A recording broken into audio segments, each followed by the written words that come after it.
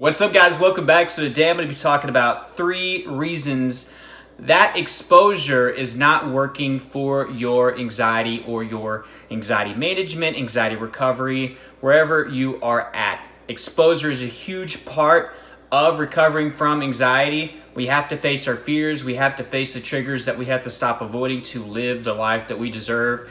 It was a huge part of my recovery, probably more than 50% of that process. So this video is important. If you're wanting to manage your anxiety or definitely recover, then this video is for you. So you need to watch all the way to the end. But you know what time it is. Smash the like button down below if you're ready to kick anxiety in the butt.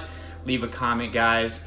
Let me know if you are stuck with exposure, okay? So the first reason exposure may not be working for your anxiety recovery is that you're going into it too aggressive. Now, understand everybody is different. For some people, taking the easy approach, easing their way into it is gonna be better. For others, you feel like it's better for you just to go all in and completely face that fear up front. I had success with both, and most of you will have success with both depending on the fear or the situation. So if you have a situation where you've just been going really hard, let's do driving for an example, okay? Say you're really afraid of driving. Say that every time you get into the car, your symptoms start to go up. Once you get on the highway, things get really bad. And you're making the decision to expose yourself to that fear, which is great. Congratulations for doing that.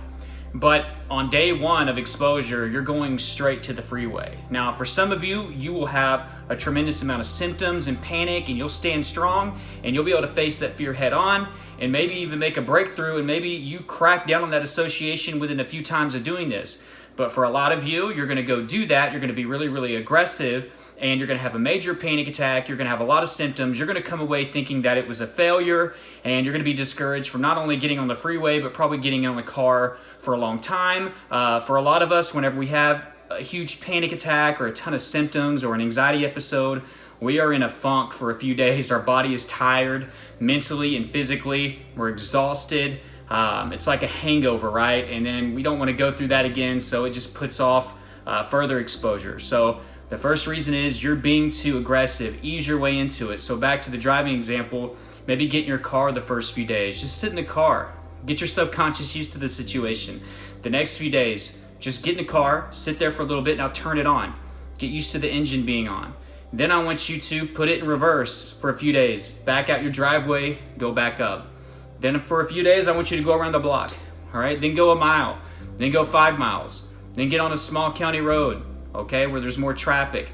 Then get on a small highway. Work your way up to the freeway instead of going into overload on that first try. Now, again, everybody is different. For some of you, exposure is not working because you view symptoms or panic arising during the exposure process as a huge problem, like you're not doing something right, and that it's either just a failure, it's not for you, or you just need to stop going further.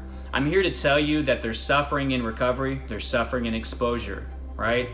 You are going to be uncomfortable. In the last video, guys, I told you to embrace being uncomfortable. That's what exposure is about. It's not going to be as easy as the first few days when you're easing into it.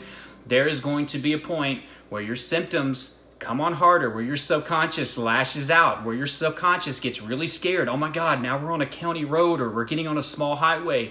Are you sure we should keep doing this? That's where you're supposed to reinforce to your subconscious that it's going to be okay, that it's safe, that I got this on a conscious level, and you'll eventually trust me and believe me.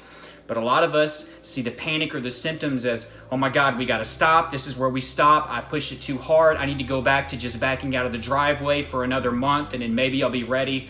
But guys, you have to understand that when you get to a certain point, your symptoms are gonna jump significantly. And instead of looking at that as a bad thing, you need to look at it as an opportunity, a part of the process that's necessary for you to recover. It's necessary for that to happen so you can show your subconscious that you can handle it, all right?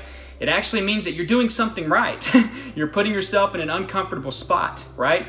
You're taking your exposure to the next level. So stop looking at it as a failure or a problem. And the third reason that exposure may not be working for you, and this is a big one, guys, you are expecting your routine or your set of tools or tips or strategies to make your anxiety go down to a minimum or to a 0, so then you can get out there and work on exposure. So then it'll be easy or flawless or effortless. And I did that, and I thought I was doing something wrong, which I wasn't. I was doing exposure. Me developing the symptoms and the panic when I got into those situations was part of the process, right? That's how we rewire.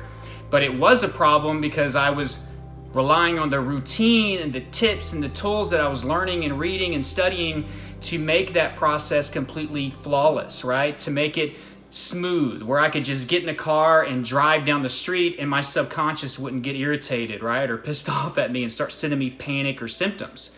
That's not how it works. I'm big on a routine. I think you should have tools and tips and strategies, but stop relying on a vitamin to make your transition into the vehicle and driving effortless. It doesn't work like that.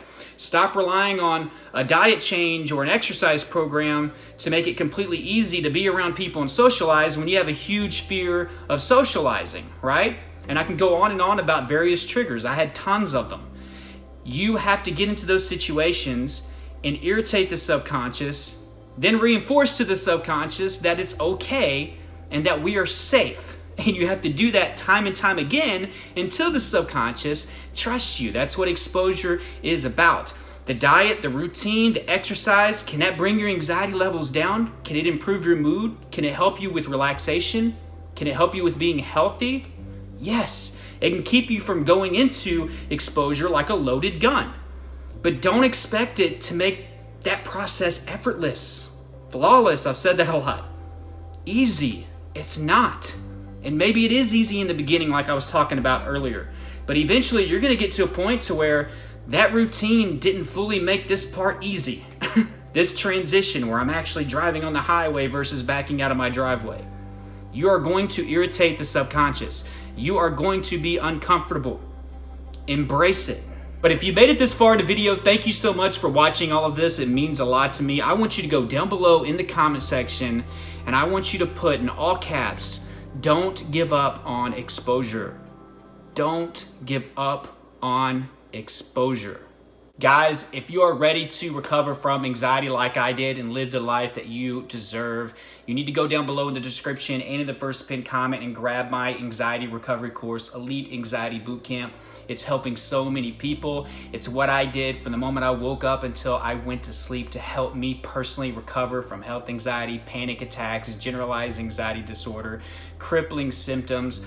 I was able to recover, and I believe that you can too, but it takes a certain mindset. You have to change your perspective on anxiety, the symptoms, the whole shebang. This course is going to help you develop the proper mindset and give you the proper tools and strategies and that routine to get you started towards recovery. All right, so be a part of that if you haven't. I'm going to put the link down below in the description and in the first pinned comment. There are other resources down below in that description, guys.